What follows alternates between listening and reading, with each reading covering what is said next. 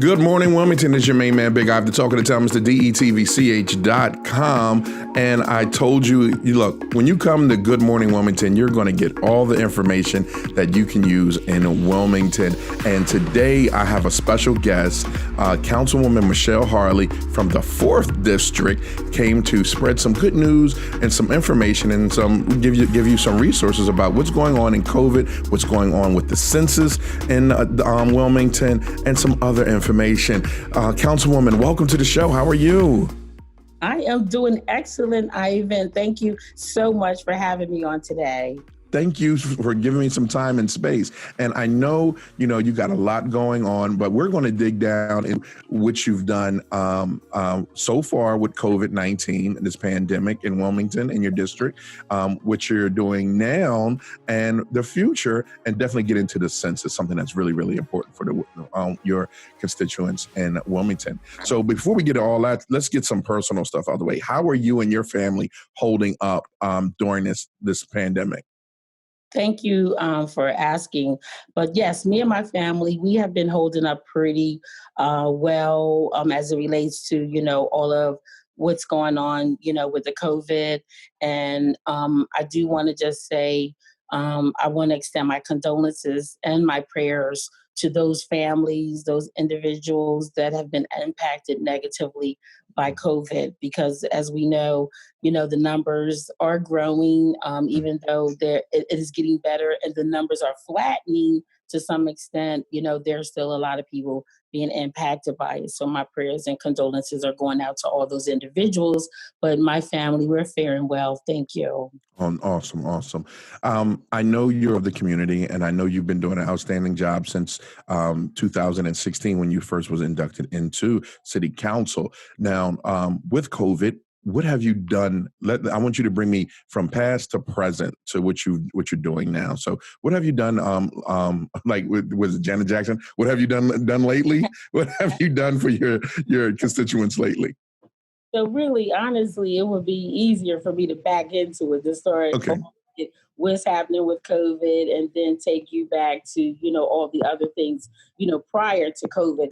Okay. So first, I want to just say that the city of Wilmington, I feel as though we have done a par excellent job in terms of working together, the mayor, the administration, council president, and city council. We have been working together to be boots on the ground, to have our ear to the ground, to make sure that the citizens of this. There you go. Gotcha. Yes, the citizens of Wilmington are faring well, that they have what they need, and we are being their voice. So on last Saturday, there was a citywide mass distribution that was done. 20,000 masks were distributed throughout the city. That is huge, right? Whoa, that is huge. Major. So throughout all 8 districts, there mainly 6 districts, okay? 2 districts pretty much was not included, simply because the way that we calculated the numbers, we got it from census tract data in terms of targeted areas that were considered as low income, particular areas. Those were the communities that we distributed the masks. So having said that, in the 4th district, of course, we have a number of areas that were included in those numbers. So we were at Herman Holloway Park. We had 2 distribution sites where we pretty much gave out masks for the majority of the people. So for on the east side, we distributed masks, for Bethel Villa, for Windsor Apartments, for Compton Townhouses on 9th and Walnut Street, Nice. And also for the homeless veterans and Sacred Heart. So those are the sites that were impacted, and so therefore they were able to receive masks. So that's what I was involved in helping to make sure that the people in my district, that they had masks, and especially with the Memorial Day weekend coming up, we wanted to make sure that the Wilmington citizens had those masks. Another event that I was involved in was over at Easy on Mount Carmel, the Walnut. Myself, St. Francis Hospital and Healthcare partnered with Easy Mount Carmel Church to do a COVID assessment.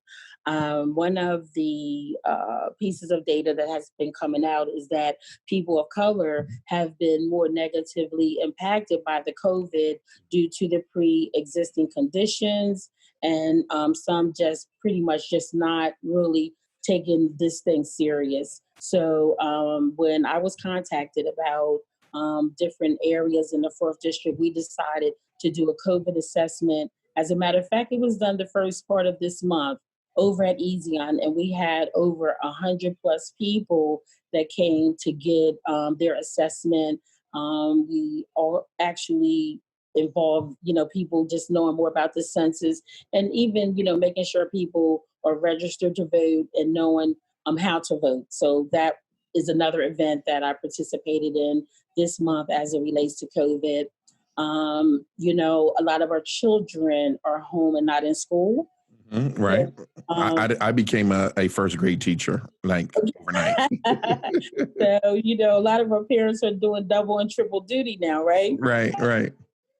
So, but having said that, I have Bethel Villa apartments in the 4th District as well. And we have a number of children there. We have like over 150 families there. We have about 80 to 90 children that are home now that are normally not at home. Right. So that, we all know that, with these kids being home, they are eating eating food like they don't normally eat food. Okay. Right. It's being home all day. So them being home, needing more food. I contacted the Food Bank of Delaware and asked them if they could, partner with me to deliver some food over to Bethel Villa, because I know that we have our babies over there that are home, that are not usually home, and we want to make sure that they are taken care of. So that's another event that I've been participating in and organizing, for my constituents. And then my first event that I actually got involved in was with the homeless. I've been around Easter, I think Easter Sunday, which was not long after all of this kind of really this peak. I got together, I partnered with Charity Crossing.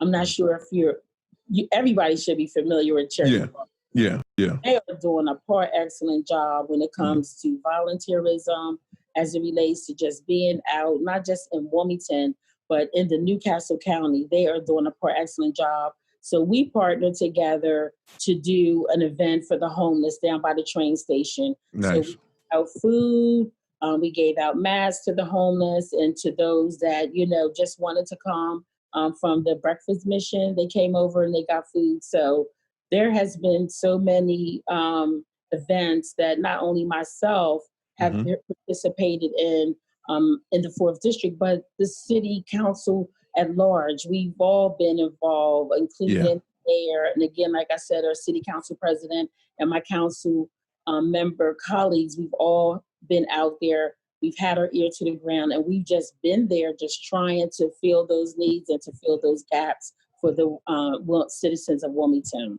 Yeah, let me first, come back with that with saying kudos and congratulations.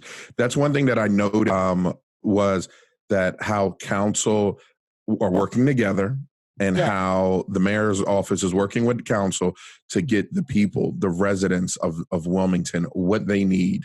And I definitely want to give you guys a crazy thank you for what you're doing. I think it's a great feat. I think it's an amazing thing that you're doing.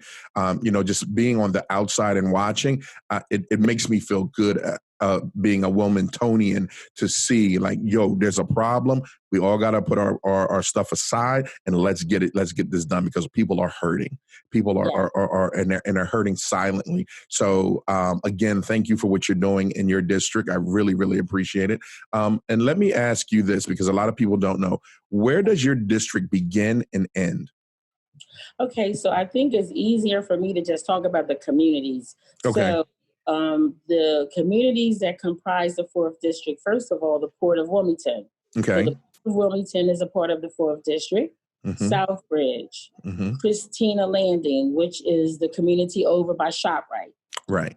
And then when you cross over the bridge, Justice and Landon, over by the movie theater, Okay. right? Mm-hmm. And then it goes all the way over to Maryland Avenue by the DART headquarters, Yeah. right on Beach and Maryland Avenue. Right. Then I go down to Maryland Avenue to 2nd Street up to West Street. And then I have all of the business district and the residents that live in the business district. Okay. I have part of the east side south of 9th Street. Mm-hmm. And when I say all of the business district, I want to say from 2nd Street to the Brandywine. Wow. 2nd Street to the Brandywine. Right. And then I have Midtown Brandywine, which is the community that's nestled behind Mickey Moto's and the Washington Street Ale House. You have a huge district. Yes, Huge. and I'm not done. Then it goes over to Trinity Vicinity, which is between Adams and Jefferson and 8th and 10th Street. So that is those are all the communities that make up the 4th district. It's always so much easier, sharing the names of the communities. Yeah, the boundary lines, right? Yeah. I get you. Now, so approximately how many residents do you have there? Do you know? Okay, so I have about 7,000 registered voters. I'll put it out there. All right. So with those 7,000 registered voters, can you tell them how important, and you touched on it, which you've done for the census, but can you tell them how important the census is this year? Oh, yes. So the census, for those that don't know, the census takes place every 10 years. It is a constitutional law. It's in the Constitution, that the U.S. has to count their citizens every 10 years. Mm-hmm. So this year, there is literally $675 billion that will be going out to different states, different counties, and different cities. Mm-hmm. And depending on the number of people that's in these particular states, it determines how much money we get. Right. So Medicare, daycare, our hospitals, education, bridges, housing, just about everything that we all are connected with and are using in some fashion, some form or fashion, is connected to the census. In 2010 in Delaware, we were definitely way undercounted and we lost a lot of money. And we don't want that to happen this year. So every opportunity that most elected officials get, we are promoting and encouraging people, our residents, to please respond to that questionnaire. There was an envelope that came in the mail that says, to the resident. Now, me personally, because it doesn't have people's names on it, sometimes they look at it as trash. Or a bill. Yeah, exactly, right? Right. So it only takes 10 minutes at the most. People can respond by phone, they can respond online, and of course, they can respond in the U.S. mail. Nice. Can also go to, I have it written down here, my2020census.gov.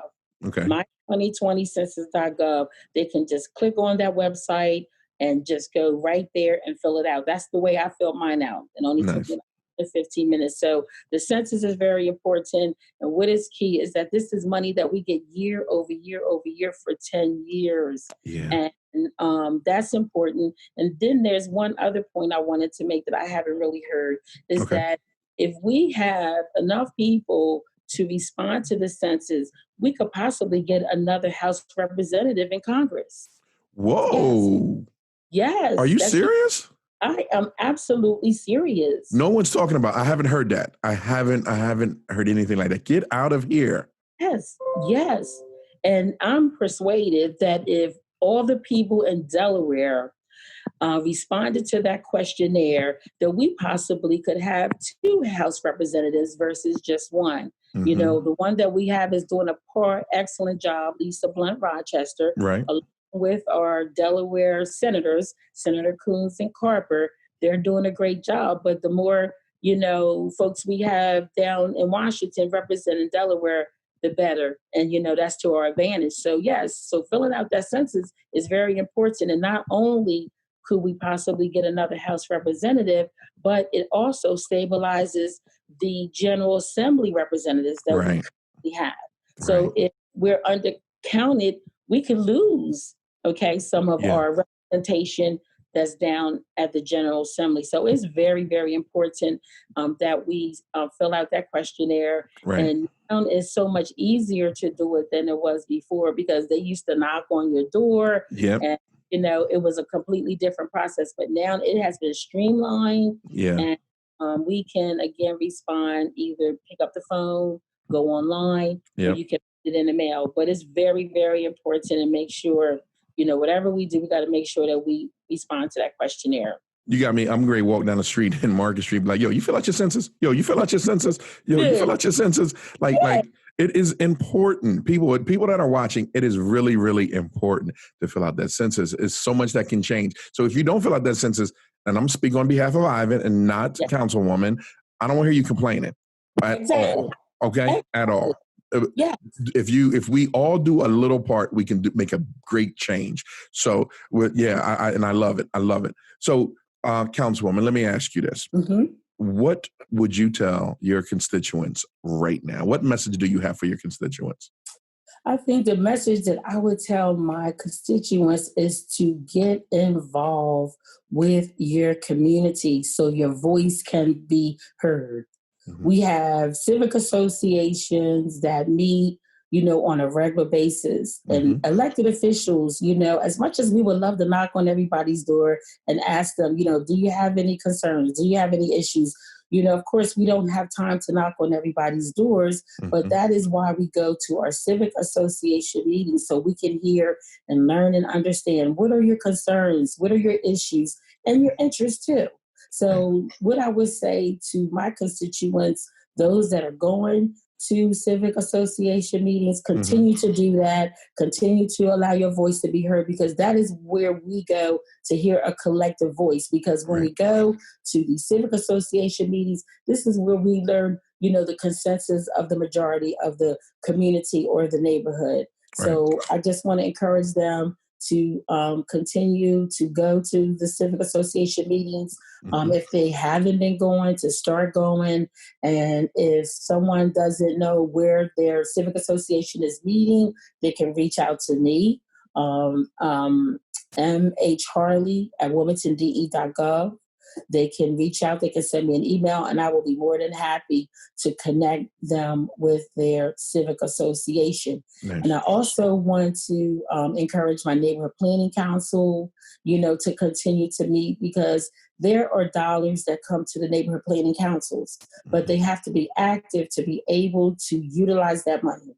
There's thousands of dollars given to every neighborhood council throughout the city. There's 8 districts, there's 8 neighborhood planning councils. Nice. Okay? Yeah. So a lot of times that money sits there because sometimes the neighborhood planning councils are not active. Okay?